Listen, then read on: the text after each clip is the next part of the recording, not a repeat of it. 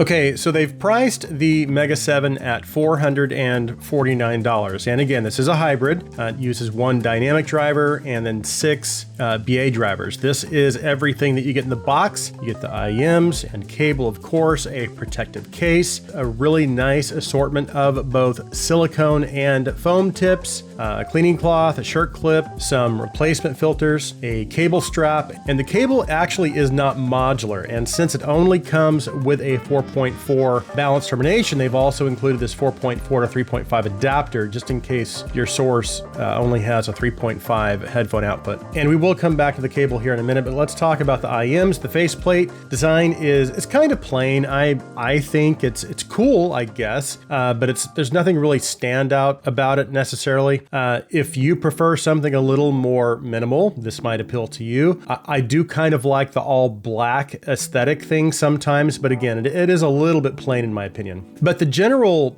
quality, the build quality of everything is really good. It looks clean. It does have this pretty high gloss finish, which I think looks nice. They've also contoured the insides of the shells nicely, so it does have kind of a semi-custom fit, and it fits my ears very comfortably, even with the included large balanced tips. So I think they've done a really good job, again, kind of contouring and shaping the inside of the shell in order to optimize fit and comfort. Oh, and the shell is lightweight as well, so they don't feel heavy in the ears at all. But okay, going back to the cable, I really do like this cable a lot. This is Hisenior's Orca cable. And again, they've gone with this all black kind of aesthetic. The hardware is also darker, which looks really nice. And the hardware is also kind of chunky and blocky, which I personally think is kind of cool. Cable itself is fairly soft. There are softer cables out there, I guess, but I would still consider this to be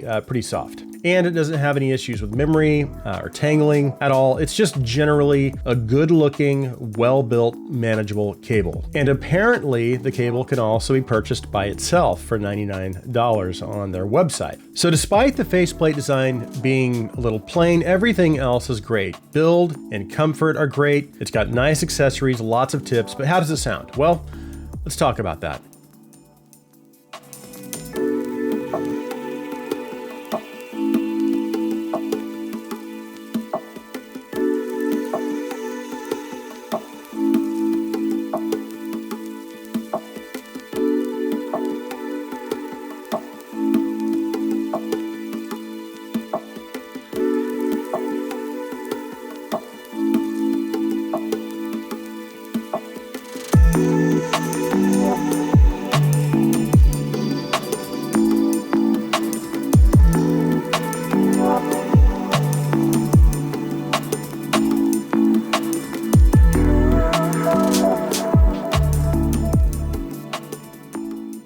So as far as the general tuning of the Mega 7, this does land generally within that kind of a meta style I guess, range, which that is something I do like. Basically, what I hear when I listen to this is neutral with a bass boost. And it does have some of those U-shaped kind of qualities or properties as well, because you've got the energy that's focused kind of on the extremities of the presentation. So the sub bass and the upper treble. Of course, recently I did also review the Harrier. That's also a set that has kind of a neutral with a bass boost. And it has become kind of one of my favorites within the $300 price bracket. So below this, it's just a great sounding IM. So this has that neutral with a bass boost kind of style of tuning as well. But let's go ahead and look a little bit closer. We'll start with the bass. So the approach that they took with the tuning of the bass is sub bass focused. So it prioritizes sub bass rumble over mid bass punch and warmth, as opposed to a more balanced approach, which gives sub bass and mid bass kind of equal amounts of energy, or as opposed to a mid bass focused approach, which prioritizes mid bass over sub bass and prioritizes that kick impact and warmth over sub bass rumble. So in this approach, again, kick impact and anything that lands in those lower mids or mid bass is kind of going to be secondary to that sub bass rumble. But that doesn't mean that it doesn't have enough mid bass and low mid presence. There is, it's just not the focus. And while yes, this may not be the funnest or most engaging approach that you can take to tuning bass, I do feel like this does bring a little bit of fun to its presentation. It's just not in the mid bass. It's kind of been transferred to the sub bass. But again, one of the benefits of this approach is that you are much less likely to run into issues with bass bleed, and it's a little easier to maintain good control transitioning out of the bass into the mids, and you also maintain good bass separation as well. And I'm kind of reminded of the Vulcan 2, which I have right over here, which that had a pretty significant reduction in the lower mids and mid bass, too much of a reduction in my opinion. And I felt like the Vulcan could at times sound a little bit thin in the mids. And then if you go the opposite direction and add too much low mid energy or mid bass presence, then you run the risk of potentially muddying things up, and then also having a kind of a bloaty bass presentation, which that reminds me of the 64 Audio Aspire 1. That had some issues with that. So this kind of lands right in the middle, in my opinion. You have enough low mid presence to give instruments and vocals some weight and just a little bit of warmth, and also enough mid bass energy to bring out some kick impact and punch. Not a lot, but certainly enough, I think. I wouldn't have minded maybe a little bit more, but they've done that while maintaining good bass separation and very good bass control in that transition. And that was one of the attributes that I really liked about the Harrier's bass presentation as well. But this does this very, very well. It maintains nice control, and again, you've got good bass separation. And because of that control coming into the mid-range clarity is very, very good. So you have good mid-bass texture, good low-mid clarity. So vocals and instruments sound very, very clear. They're resolving, and they just generally sound natural and have good clarity, and they sound correct. And then as you move into the upper mids, that energy does start to pick up, certainly enough to put vocals front and center in the mix. Typically, I would prefer maybe a little less upper mid energy. For example, the Elysian Pilgrim does reduce it just a little bit and relaxes that just a little bit. The SA6 lineup did that as well. And this really is a nitpick because this approach really has been kind of growing on me, and it's not even really something I notice unless I'm doing like a direct comparison. And I have to say, with this approach, vocal and instrument naturalness are simply excellent. And overall, I do think this is the appropriate amount of upper mid-range energy needed to kind of balance the bass out. So it is definitely still a very balanced set in my opinion. Now, as far as the treble presentation, there is a good amount of treble energy, even what I would consider maybe some brightness in the lower treble, and a pretty decent amount of upper treble presence as well. Definitely enough to take into consideration presentation if you are treble sensitive. For me, it was kind of riding that edge of being a little too much, but I don't really feel like it actually ever reached the point of becoming fatiguing. So it does, but it does lean bright. I do still think the general treble quality is very, very good because it still offers a lot of detail. Cymbals and any instruments that land there in those upper frequencies sound very, very natural. There isn't any harshness or anything that sounds uncontrolled, I guess you could say, about the presentation at all. So everything sounds correct and quite detailed. It just has a lot of energy there. And with that upper treble energy, of course, that is going to bring some of that upper treble shimmer, a lot of air to the presentation, and also bring out some of those finer details. Technicalities are very good as well. As I said, the treble detail is really, really good. I don't know if I would consider the soundstage presentation wide necessarily, but it's not intimate either. I guess it's probably about average for this price point. It does have pretty good forward depth and instrument layering. Positional cues are really good. I think I would probably put this up there with the Pilgrim in terms of overall technical performance, which is pretty impressive.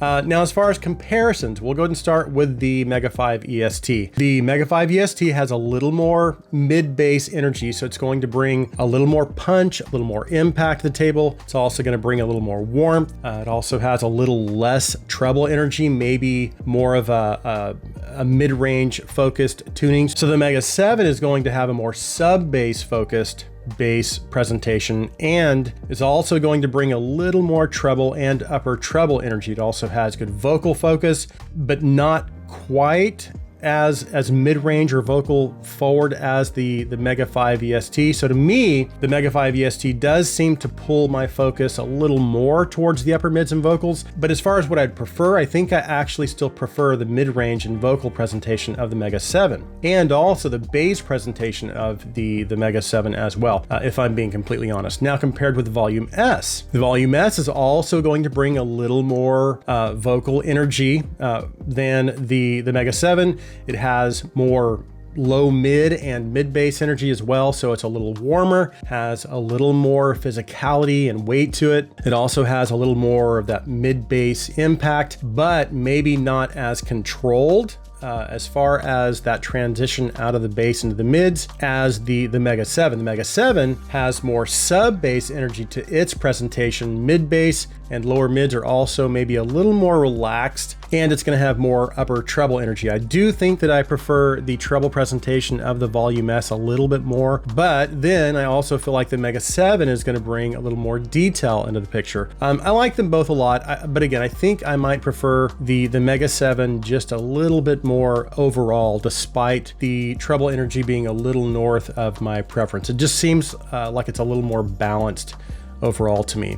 Now, compared with the Dunu 242, which I just recently reviewed, it's a great set. Takes a little bit of a different approach with the tuning of its bass and upper mids. It basically reduces the sub bass and adds just a small amount of mid bass and low mid energy. So it's going to be a little warmer and have a little more weight and physicality to the lower mids and mid bass, a little more punch. The Mega 7 focuses more of its bass energy in the sub bass. The 242 also reduces the upper mids, and it kind of smooths those upper mids out compared with the Mega 7. Of course, Mega 7 has more upper mid energy focused around that 2.5 to 3K. To me, though, those differences in tuning approaches give the 242, again, a little more weight, a little more warmth, especially in its vocal presentation. Its mid-range is just a little smoother, a little more relaxed than the Mega 7. The Mega 7 is going to be a little more vocal focused. And again, with that sub bass boost, it's going to be a little more engaging, a little more fun overall. Two very different flavors, but each of them have their own appeal to me. I do think at the end of the day, I am a little more drawn to the Mega 7, but again, the 242 is a great set and it's $100 less. And then compared with the Elysian Pilgrim. The Pilgrim has a little more bass energy, mids are a little more reduced with a smoother upper mid-range presentation, but it does have a little bit of energy in the presence region around 4.5, 5K, I think, and then a pretty significant amount of upper treble presence as well. So while the upper mids are maybe a little smoother, that extra energy in the treble does give the Pilgrim a nice sense of detail. Not that it's really that much more detailed than the Mega7 necessarily. I think both of these have very, very good technical performance and good note definition. They both use dynamic drivers for bass, which I would say these are also probably pretty similar in their overall bass performance.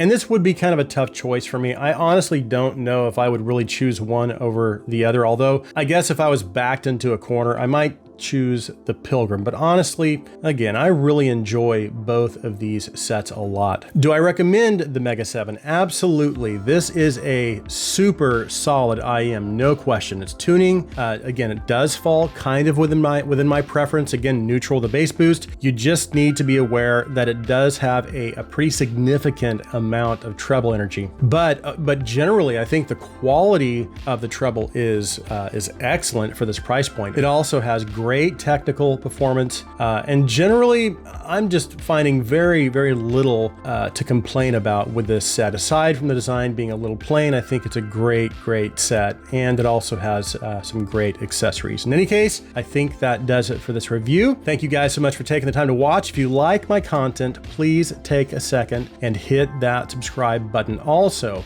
if you would please like this video, please share this video, please comment on this video. I hope you guys have an awesome day.